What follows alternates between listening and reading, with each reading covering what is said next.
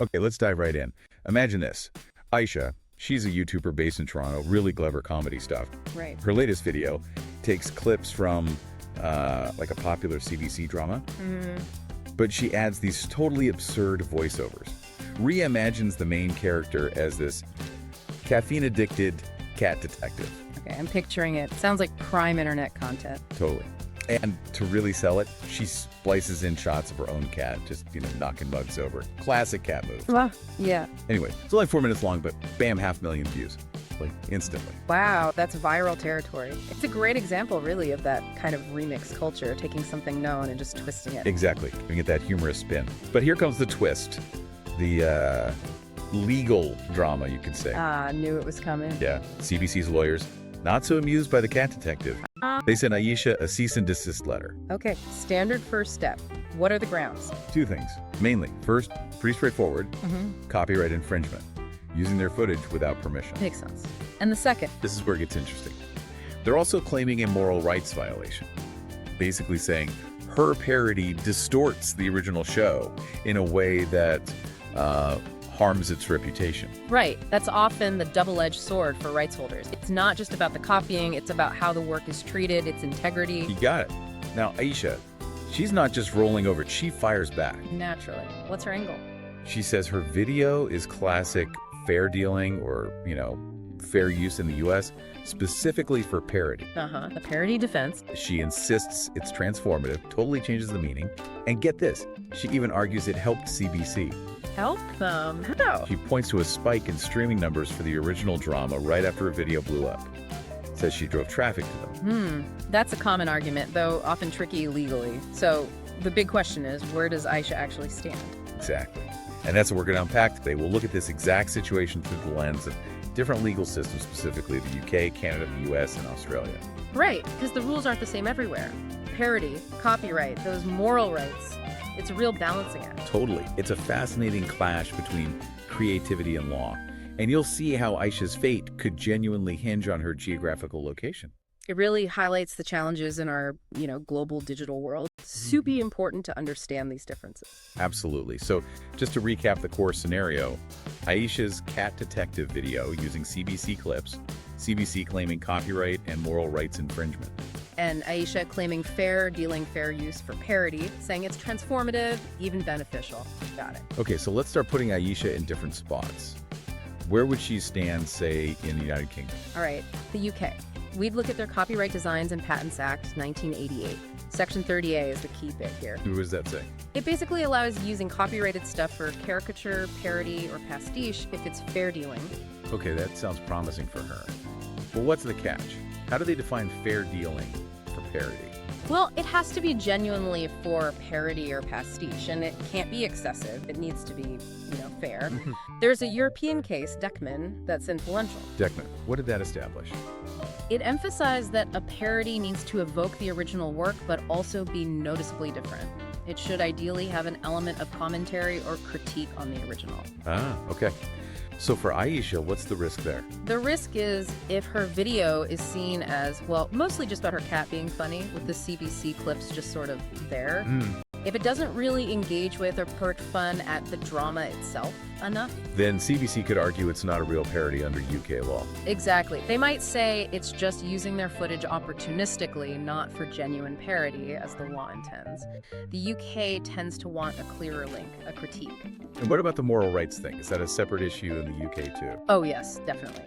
Even if she somehow squeaks by on the fair dealing parody exception, the creator can still come after her for infringing their moral rights if they feel the parody distorts or harms the work's reputation. Wow, okay, so likelihood of her defense working in the UK? Medium, maybe? I'd say medium is fair. It really hinges on how much her cat detective concept is seen as actually commenting on the original CBC show versus just being, funny cat content. And she has that moral rights hurdle, too. Okay, let's bring it home then. Canada. Aisha's actually based there. How does Canadian law handle this? Right, Canada. Their Copyright Act, Section 29, also allows fair dealing for parody or satire, again, if it's fair. Seems similar so far. Is the fairness test the same? It's based on a multi-factor test, famously laid out in the CCH Supreme Court case. They look at several things. The purpose of the dealing, like, is it for parody? The character, is it transformative? How much did you take? Yeah. Also, were there alternatives? What's the nature of the original work? And crucially, what's the effect of the dealing on the market for the original work? That last one sounds like Aisha's argument about boosting views might actually play in. It could be a factor considered under the effect on the market, yes, but it's just one part of the overall fairness assessment. It's not a silver bullet. So if she gets past that fairness test in Canada, is she good to go? Not quite. This is where Canada throws a curveball, similar to the UK, but maybe even more distinct. Even if her fair dealing argument succeeds against the copyright claim. There's still the moral rights. Precisely. Section 14.1 of the Act, she faces a completely separate claim for moral rights infringement if the parody is seen as distorting the work in a way that harms its honor or reputation. So it's like winning one battle, but still potentially losing the war. That's a good way to put it. It's a genuine 1-2 punch potential. So her likelihood in Canada, also medium I'd say, she has to clear both hurdles, the fair dealing fairness test, and the separate moral rights challenge. Man, this is complex. Okay, let's head south. The United States. Often seen as, well, maybe a bit more freewheeling with this stuff. That's the reputation, and often it holds true in parody cases. The U.S. uses the fair use doctrine under 17 U.S.C. Section 107. Fair use, right. How does that apply to parody? Generally, pretty broadly, especially if the parody is considered transformative. The big case everyone points to is Campbell via Cuff Rose, the 2 Live Crew parody of Roy Orbison's song. Yeah, I remember that. That case established that even a commercial parody can be fair use.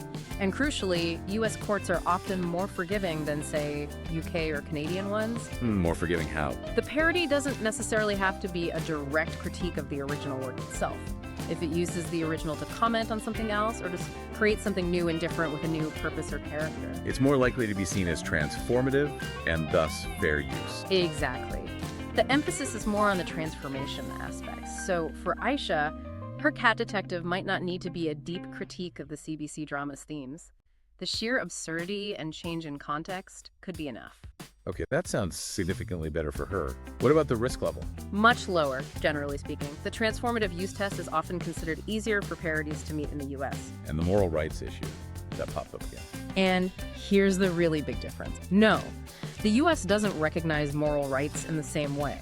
There isn't that separate legal claim for harm to reputation that exists in Canada, the UK, or Australia. Whoa, okay, so no second hurdle at all on that front. Nope. If her parody qualifies as fair use, that's pretty much the end of the copyright-related story. That massively simplifies things for a creator like her, doesn't it? It absolutely does. It removes a whole layer of legal risk. So, likelihood of her defense succeeding in the U.S., I'd put it at high.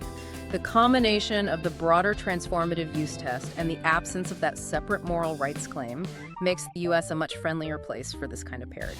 Gotcha. Okay, one more stop. Let's go down under to Australia. How do they fit into this picture? Australia. Their Copyright Act 1968, Section 41A, allows fair dealing for parody or satire. So similar language to Canada and the UK initially. And the test. Is it closer to the UK-Canada model or the US? It leans more towards the UK and Canadian approach. Courts look at whether the dealing is fair overall, considering various factors, and whether the work is genuinely a parody or satire. Okay, so fairness is key. And, I'm sensing a pattern here, moral rights? You guessed it. Yes, moral rights are definitely a thing in Australia too. Section 195AI allows creators to object to derogatory treatment of their work. Derogatory treatment. Sounds similar to harming the reputation or honor. Pretty much the same ballpark, yeah. So Aisha faces that familiar second risk there as well. Okay, so likelihood in Australia. Back to medium. I'd say medium again seems about right. Similar considerations to Canada and the UK, she needs to pass the fair dealing test for parody and avoid falling foul of the moral rights provision. Wow, okay, this has been incredibly clarifying. Stepping back, you really see how the U.S. stands out, doesn't it? Absolutely. That broader idea of transformative use, even if it's commercial, even if it doesn't directly critique the original, gives parodists much more breathing room. And the lack of that separate moral rights claim is just hitch. It's a fundamental difference. In the other 3 jurisdictions, Canada, UK, Australia, that moral rights concept is this crucial extra layer. Right. It's like you said, even if you win on the fair dealing or parody exception, use of the material. Exactly. Even if the copying is deemed okay, the creator can still step in and say, hold on, what you did with my work, the way you twisted it, harms its integrity or my reputation. It's like they get a second bite at the legal apple. Precisely. And it protects the author's personal connection to their work beyond just the economic rights of copying. It's about reputational harm. Which you could see the argument for, but it definitely complicates things for remixers and parodists online. No question. It adds a layer of subjectivity and risk. So wrapping it up for Aisha and her caffeine-addicted cat detective. Brilliant video. Internet loves it. But legally? In the US, she's probably okay. High chance of success. But in Canada, the UK, or Australia, it's much dicier. She could still be found infringing, despite the parody argument, because of those stricter tests, and critically, the moral rights issue. It really drives home how vital it is for creators, especially those operating online with a global audience, to have at least some awareness of these jurisdictional differences. What flies in one place might crash and burn in another. Yeah, this whole deep dive just underscores the sheer complexity of copyright in this digital age, doesn't it? Especially with creative stuff like parody and remix. Yeah, it really does. We've seen how the exact same video could be perfectly legal in one country and get you sued in another. Right. And a lot of that hangs on this idea of moral rights. That's a key takeaway, for sure. So it leaves you wondering, doesn't it? What does this all mean for the future of, online creativity, mashing things up, creating new stuff from old? How do we find that balance between the amazing possibilities of transformative art and protecting the rights, and crucially, the reputations of the original creators? Exactly. When does a funny cat detective video cross the line from brilliant parody into a legal headache? Something for all of us, especially creators, to think about.